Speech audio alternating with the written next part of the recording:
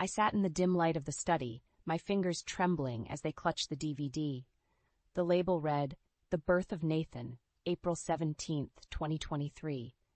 It felt like an eternity since I had stumbled upon it, each moment stretching endlessly as I grappled with its implications. The conversation with Richard earlier that day echoed in my mind, his words cutting deep. Infertility treatment? Why bother with that? Just focus on your duties around here, he had dismissed. It was then I felt reduced to nothing more than a mere convenience in his life. As I heard the front door open, signaling Richard's return, panic and resolve warred within me. I quickly concealed the DVD under a stack of papers and braced myself. My heart pounded against my ribcage, but I couldn't let fear win. "Richard, we need to talk," I said, my voice steadier than I felt. He gave me a cursory glance, annoyance etched on his face. "What now, Emily? More complaints about feeling lonely or neglected?" Taking a deep breath, I confronted him. "It's about us, about our family. I found something today, Richard. A DVD." I watched his demeanor shift, a fleeting look of fear replacing his annoyance. "What DVD? What are you talking about?" "The Birth of Nathan," I said, allowing the name to linger between us. "Who is Nathan, Richard? And who is Laura?" His facade crumbled. Panic flickered in his eyes as he looked for an escape. "It's not what you think, Emily. You're jumping to conclusions." "Am I?" My voice rose, a mix of anger and hurt. "I watched it, Richard. I saw you there with her during the birth. You were there for her in a way you've never been for me." His silence was a deafening confirmation. My world, once so stable, was crumbling. The man I had devoted my life to was a stranger, his betrayal exposed in the cruelest of ways. The doorbell's chime broke through the tense silence. I answered it to find a man, probably in his late 20s, looking back at me with an anxious expression. "Hello, can I help you?" My voice was barely a whisper. The man hesitated. "I'm Daniel. Is Richard here? I need to speak to him about Laura. It's urgent." A cold shiver ran down my spine at the mention of Laura's name. This was no coincidence. "Please come in," I said, moving aside. "I think we have a lot to discuss, Daniel." As we sat in the living room, the puzzle began to assemble itself. Daniel, Laura's ex-boyfriend, believed he might be Nathan's father, a child Richard claimed as his own. My marriage, it seemed, was built on lies and deceit. "I need your help," Daniel's voice was laced with desperation. "I have to know the truth about Nathan." I looked at him, feeling a newfound resolve. "You'll have it. We both will." As Richard entered the room, unaware of the impending storm, one thing became crystal clear to me. My life was about to change forever. I never imagined that my life would become a twisted tale of deceit. As I lay in bed that night, unable to sleep, my mind replayed the years spent with Richard. Our marriage, once a source of joy, now felt like a beautifully wrapped lie. I remembered our wedding day, the promise of a future filled with love and shared dreams. Richard had seemed like the perfect match, a successful businessman with a charming demeanor. But soon, the fairy tale began to unravel. Our attempts to start a family became a silent battleground. Every month brought disappointment, and with it Richard's indifference grew. I became a shadow in my own home, my presence only acknowledged when chores or errands demanded attention. The memory of my last attempt to address our childlessness resurfaced. "Richard, it's been 3 years. Maybe we should see a doctor, consider fertility treatment?" His response was a cold dismissal. "We don't need that. Just focus on your duties here." His words stung like a slap. It wasn't just about a child. It was about being partners, supporting each other. But to Richard, I was just a fixture in his pristine house, a part of the background. My thoughts were interrupted by the chime of my phone. A message from Daniel. "Can we meet tomorrow? I have something to show you." Curiosity and a sense of solidarity with Daniel compelled me to agree. The next morning, over coffee in a quiet cafe, Daniel shared his story. He and Laura had been in a serious relationship before Richard swept her off her feet. Daniel's face twisted in pain as he recounted how he had lost Laura to Richard's allure and wealth. "But I can't believe Nathan is Richard's son," Daniel said, his voice firm. "I've seen pictures of Nathan, and there's a resemblance to me at that age." His words sparked a fire within me. Richard's betrayal was deeper than I had imagined. He didn't just cheat, he stole a child's identity, a father's right. Daniel slid an envelope across the table. "I've hired a private investigator. We'll get to the bottom of this." I felt a mix of fear and determination as I took the envelope. It was time to face the ugly truth head on. And if Richard was indeed the liar and cheat he appeared to be, he would have to answer for it. Not just to me, but to everyone he had deceived. I returned home with a clear mission. I would no longer be the silent, dutiful wife. Richard's facade would crumble, and his true, repulsive nature would be exposed. And I would be the one to light the fuse. As I sat across from Richard at dinner, the silence was suffocating. Each clink of cutlery sounded like a thunderclap in the tense air. I could barely swallow my food, my thoughts consumed by the plan forming in my mind. "Richard," I finally broke the silence, my voice steady despite the storm raging inside me. "We need to talk about our future." He looked up, his eyes void of the warmth they once held. "What about it, Emily?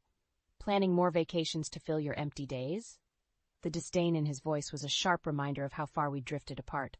"No, Richard, it's about us, about our family." I pressed on, feeling a strange mix of fear and empowerment. He scoffed, pushing his plate away.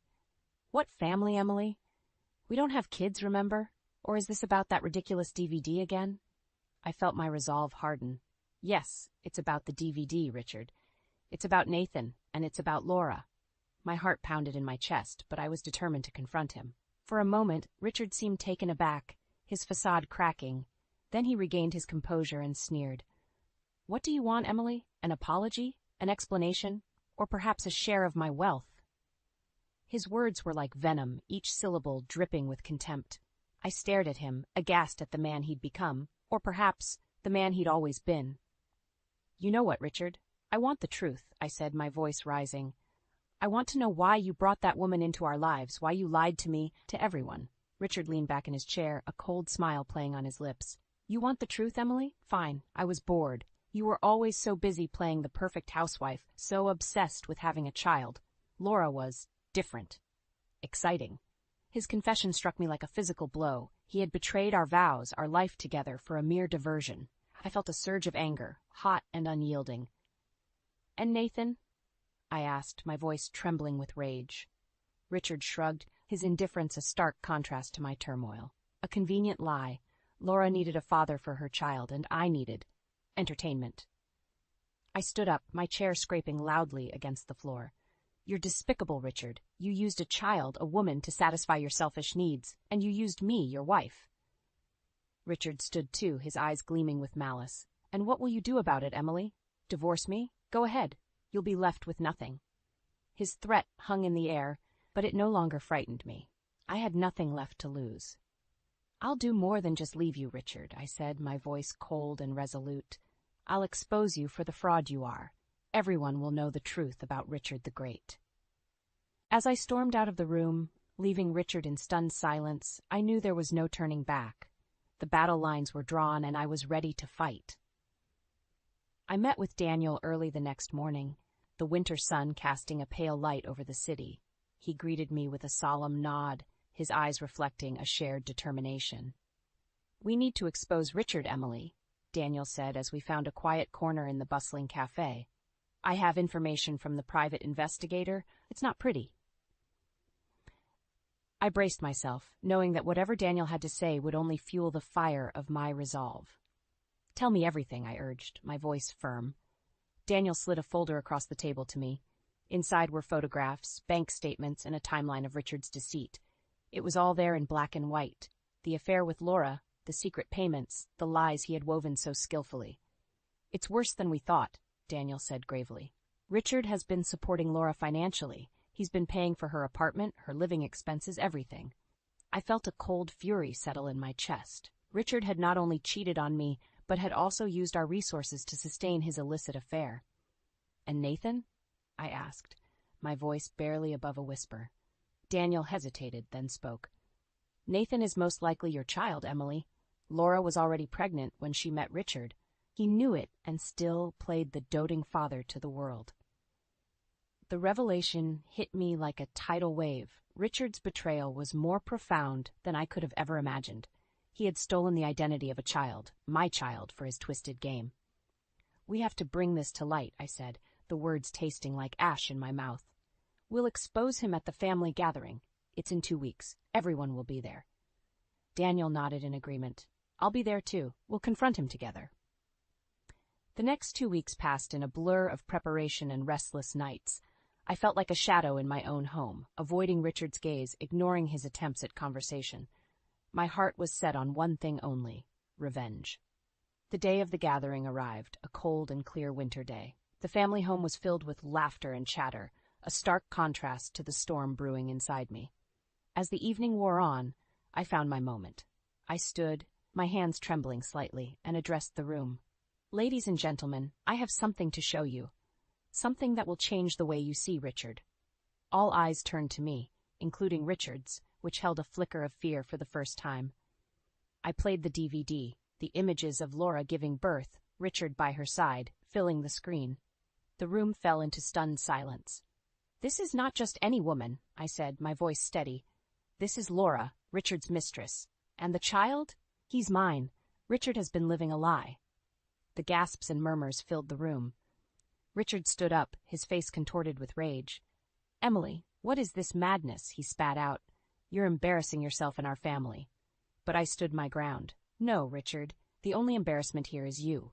Your lies, your deceit, it all ends tonight." Daniel stepped forward, his presence a silent support. "She's telling the truth. I've seen the evidence. Richard has been funding Laura's life with his affair." Richard's face was a mask of fury and fear. "You'll pay for this, Emily, both of you." But it was too late. The truth was out, and Richard's world was crumbling around him. As the family erupted into chaos, I felt a strange sense of calm. I had done it. I had exposed Richard for the fraud he was, and in doing so, I had reclaimed my life. The family gathering had turned into a battlefield, and I stood at its center, my heart pounding with a mix of fear and triumph. Richard's mask of composure had slipped, revealing the man he truly was. "You've gone too far, Emily," Richard hissed, his face twisted in anger. "You're trying to ruin me with lies." His denial only fueled my resolve. "Lies? You call this a lie?" I gestured to the screen, still displaying the image of him with Laura. "The truth is right there for everyone to see." Murmurs rippled through the room. Relatives exchanged shocked glances, their expressions ranging from disbelief to disgust. Richard's mother, a kind woman who had always treated me like a daughter, her voice trembled with emotion. "Richard, how could you do this? To Emily, to our family?" Richard's gaze darted around the room, seeking an ally, finding none. "Mother, it's not what it looks like. Emily is manipulating everything." But his words fell on deaf ears. The evidence was overwhelming. The family's disappointment and anger were palpable. Daniel stepped forward, his voice steady. "There's more. Richard has been financially supporting Laura and her child, using family funds. He's been living a double life." The revelation sent another shockwave through the room. Richard's father, a stern man of few words, rose from his seat. "Is this true, Richard? Have you been stealing from your own family?" Richard's composure crumbled. "It's not stealing. I earned that money. I can do what I want with it." His selfishness was on full display, and the family recoiled from him as if he were a stranger. "You're no son of mine," his father declared, his voice echoing with finality. I felt a strange sense of detachment as I watched Richard's world fall apart. He had built his life on lies and deceit, and now he was paying the price. "Emily, I'm sorry," Richard said, turning to me with desperation in his eyes. "I never meant for it to go this far. Please, let's talk about this." But it was too late for apologies. "There's nothing to discuss, Richard. I want a divorce, and I want you out of my life for good." The room fell silent, the weight of my words hanging in the air. Richard looked around, his expression one of disbelief, as if he couldn't comprehend how quickly his life had unraveled. As I left the room, followed by a stunned silence, I knew that this was just the beginning. Richard would face the consequences of his actions, and I would start a new chapter of my life, free from his lies. The days following the family gathering were a whirlwind. News of Richard's deceit spread like wildfire, tarnishing his once respected name. I watched from a distance as the empire he built on lies crumbled around him. Richard attempted to reach out, his messages oscillating between pleading and anger. "Emily, we can fix this. Don't throw away what we have over one mistake," one message read. The next would be filled with accusations. "You've ruined me. How could you be so heartless?" But I remained resolute. His words no longer held power over me. I was done being a pawn in his twisted game. As the divorce proceedings began, Richard's true nature became even more apparent. He fought tooth and nail for every penny, his greed overshadowing any remnants of the man I once loved. "I won't let you leave me with nothing," he spat during one of our meetings. "You think you can destroy me and walk away? I'll make sure you regret this." But his threats were empty, his power waning. The evidence of his infidelity and misuse of funds had left him with little legal ground to stand on. The final blow came when his parents, once his staunchest supporters, turned their backs on him. "We can't condone what you've done, Richard. You're no longer welcome in this family," his father declared, the disappointment in his voice cutting through the tense air of the courtroom. As I walked out of the courthouse, the final divorce papers in hand, I felt a weight lift off my shoulders. I was free from Richard, free from the web of lies that had ensnared me for so long. But my victory was bittersweet. I had loved Richard once, and watching him fall so far was not a cause for celebration. It was a sad, albeit necessary, end to a chapter of my life. As I started anew, I found strength in my newfound independence. I had faced Richard and his deceit head-on and emerged stronger. It was a testament to my resilience, a promise of a brighter future, free from the shadows of the past. The day I signed the divorce papers, I felt a complex mix of emotions. Relief, certainly, but also a sense of loss for what might have been. Richard, once a man I loved, had become a stranger defined by his greed and deceit. I started rebuilding my life piece by piece. The process wasn't easy. There were days when the weight of the past years seemed too much to bear. But with each passing day, I grew stronger, more confident in my newfound independence. One afternoon, several months after the divorce, I found myself at a small, quaint cafe. The place was a stark contrast to the lavish lifestyle I had once known with Richard. It was here, amidst the simple, unpretentious surroundings, that I finally felt at peace. As I sipped my coffee, lost in thought, a familiar face caught my attention. Daniel walked in, looking around before his eyes met mine. He smiled, a warm, genuine smile that reached his eyes. "Emily, it's good to see you," he said, taking the seat opposite me. "Daniel, how have you been?" I asked, returning his smile. "Well, I've been busy, working on a new project, keeping myself occupied," he replied. "And you? How are you holding up?" I took a moment before answering, reflecting on the journey I had been through. "I'm doing well, actually. It's been a time of self-discovery, of healing." We talked for hours, our conversation flowing easily. Daniel shared his dreams for the future, his passion for his work. I found myself opening up about my aspirations, my hopes for a new chapter in my life. As the cafe began to empty, Daniel reached across the table, taking my hand in his. "Emily, I've seen the strength and courage you've shown. You've inspired me in more ways than you can imagine."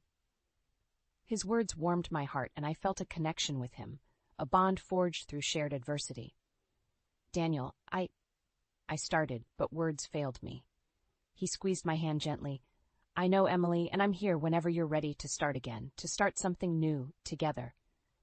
I looked into his eyes, seeing the kindness and understanding that had been absent in my life for so long. In that moment, I realized that while one chapter had closed, another was waiting to be written. "Thank you, Daniel," I whispered, a sense of hope blossoming within me. "I think I'm ready to start that new chapter now." As we left the cafe together, I felt a lightness in my step, a sense of optimism about the future. Life had thrown me into the depths of despair, but I had emerged stronger, ready to embrace whatever lay ahead.